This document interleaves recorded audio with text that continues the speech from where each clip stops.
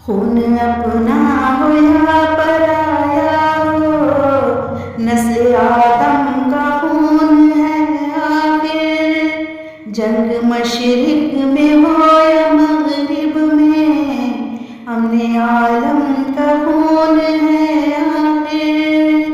बम घरों पर गिरेंगे सरहद पर, रूह तामीर जख्म खाती है।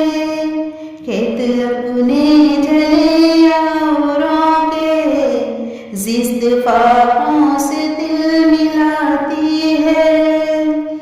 टैंक आगे बढ़े या पीछे हटे, कुख धरती की बांझ होती है।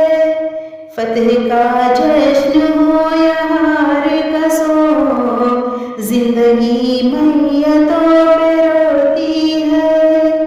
जंग तो खुद ही एक मसला है, जंग क्या मसलों का हल देगी।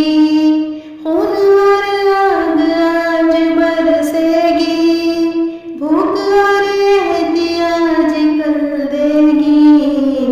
इसलिए ऐ शरीफ इंसानों, जंग टलती रहे तो बेहतर है। आप